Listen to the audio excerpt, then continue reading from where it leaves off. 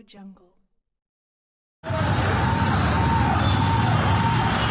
Saki, but we will appoint the councillors through an independent agency, and once it is registered in the police station that they have come up with a 498A issue, we will not register the case. 3 mandate. చెప్పండి sir.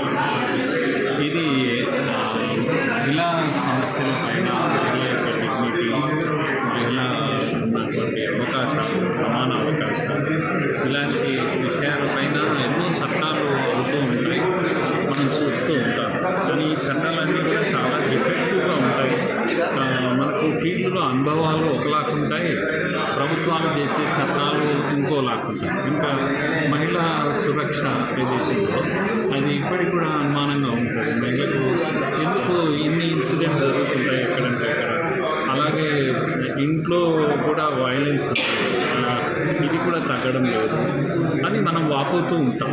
కనుక policy చేసేట వాళ్ళందరూ కూడా ఎవరు అంటే ఎమ్మెల్యేలు లేకపోతే IAS ఆఫీసర్లు 4 గోడల మధ్యలో కూర్చొని పాలసీ చేస్తుంటారు. అట్లా కాకుండా ఊర్లలో, గ్రామాల్లో సామాన్యుల సమస్యలు అవన్నీ తెలుసుకొని వాళ్ళ మధ్యలో ఉంది, సామాన్యుల మధ్యలో అనుభవంలో ఉన్నటువంటి విషయాలు పాలసీ తయారు చేసే వరకు రీచ్ కావడం లేదు, అందడం లేదు.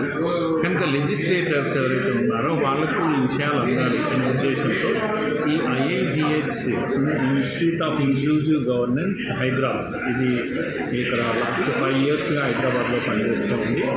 ఇక్కడ మేము అనేక సంస్థలు దేశంలో, రాష్ట్రంలో, మన తెలంగాణలో ముఖ్యంగా పనిచేస్తున్నాయి.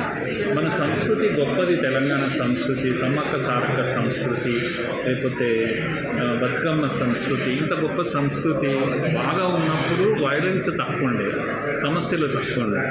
ఈ సంస్కృతి ఎంతైతే వీక్ అయిపోయిందో మన సొసైటీలో వైలెన్స్ పెరిగిపోయింది, దాడులు పెరిగిపోయినాయి, మహిళ యొక్క సురక్ష లేకపోతే గౌరవం ఇవి లేకుండా పోతున్నాయనే ఉద్దేశంతో అనుభవంగా ఉండే వాళ్ళను, సంస్థలను, వీళ్ళని అందరినీ పిలిచాం. కొంతమంది ప్రొఫెసర్స్ని పిలిచాం.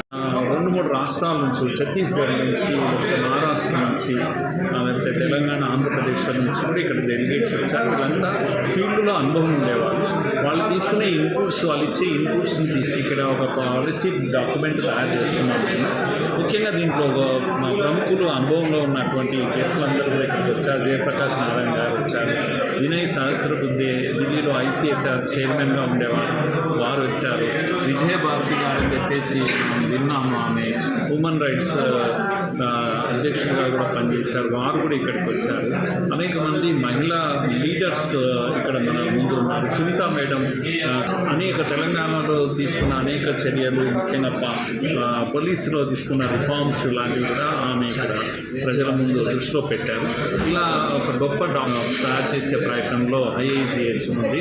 తొందరలో ఇది ప్రభుత్వానికి సమర్పించే ప్రయత్నం చేస్తాను. భవిష్యత్తులో ఇలా కామన్ మ్యాన్ ఇష్యూస్ ఏవైతున్నాయో, డే టు డే ఇష్యూస్, రోజువారీ సమస్యలు, పేదవాడి సమస్యలు, గ్రామీణ ప్రాంత సమస్యలు, వీళ్ళపైన మేము పాలసీ రీసెర్చ్ చేస్తూ ఉంటాము. మా దగ్గర రీసెర్చ్ గ్రూప్స్ ఉన్నాయి, కనుక సర్వేస్ కూడా కండక్ట్ చేస్తూ ఉంటాము. ఉదాహరణకు ఇక్కడ మనకు చాలామంది ఛత్తీస్గఢ్ నుంచి నక్సల్ బాధితులు ఇక్కడికి వచ్చారు.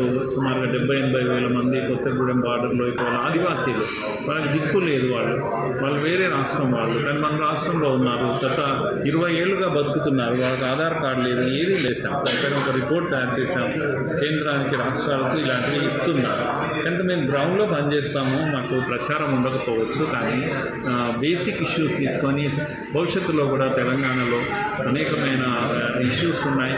ముఖ్యంగా నిరుద్యోగ సమస్య, అలాగే కొన్ని సమస్యలు రాబోతున్నాయి.